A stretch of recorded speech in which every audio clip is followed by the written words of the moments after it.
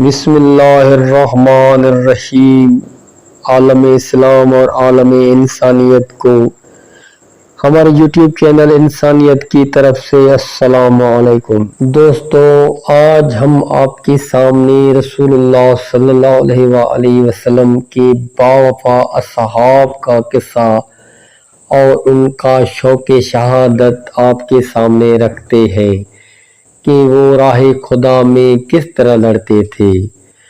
2 ہجری میں رسول پاک صلی اللہ علیہ وآلہ وسلم اپنے جانثاروں کے ساتھ غزوہ بدر کے لیے مدینہ منورہ سے چلنے لگے تو آپ صلی اللہ علیہ وآلہ وسلم کے 2 جانثاروں کے درمیان عجیب قسم کی تکرار ہو گئی۔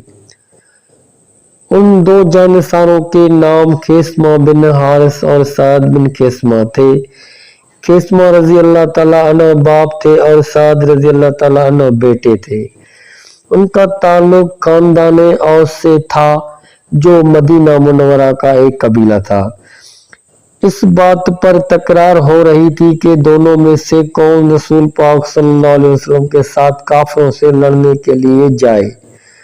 باپ حضرت خیثمہ رضی اللہ تعالیٰ عنہ بیٹے حضرت سعد رضی اللہ تعالیٰ عنہ سے کہہ رہے تھے، بیٹا گھر میں ہم دونوں کے سوا کوئی مرد نہیں ہے، اس لیے بہتر یہ ہے کہ ہم دونوں میں سے ایک یہیں گھر میں رہے اور دوسرا جہاد میں شریک ہو۔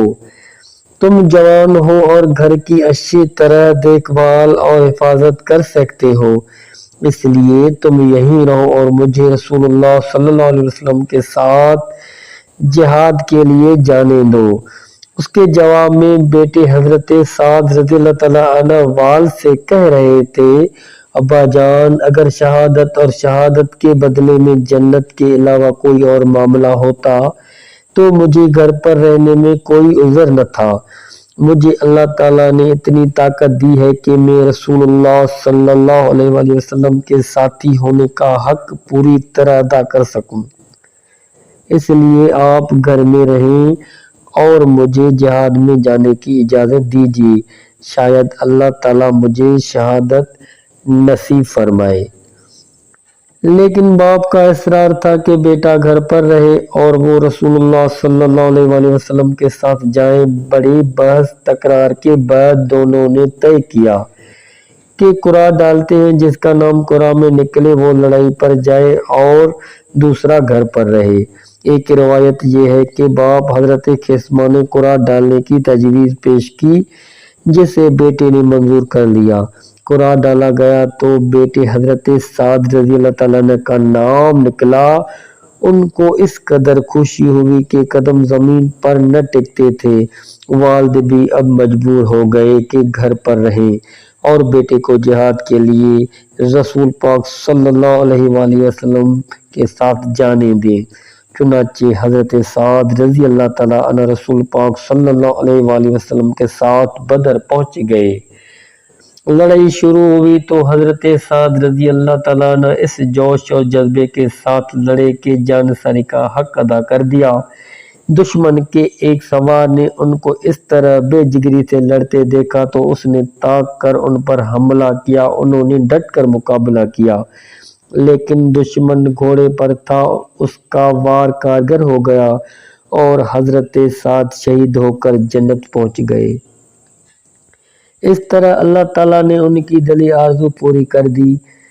3 ہجری میں غزوہ احد پیش آیا تو شہید بدر حضرت سعد کے والد حضرت خیثمہ بن حارث رضی اللہ تعالیٰ عنہ شہادت کی تمنا دل میں لیے اس میں شریک ہوئے اور بڑی بہادری سے لڑے۔ اللہ تعالیٰ نے ان کی تمنا بھی پوری کر دی اور وہ ایک کافر عبیرہ بن ابی وہب کے ہاتھ سے شہید ہو کر جنت میں پہنچ گئے۔ یہ ہوتا ہے شوق شہادت۔ کتنا شوق شہادت تھا پاک رسول اللہ کے اصحاب میں۔ اللہ تعالیٰ ہمیں ان کی سیرت پر چلنے کی توفیق عنایت فرمائے۔ یہ ویڈیو آپ کو کیسی لگی؟ اچھی لگی تو لائک ضرور کیجیے اور مناسب سمجھیں تو ہمارے چینل کو سبسکرائب ضرور کیجیے۔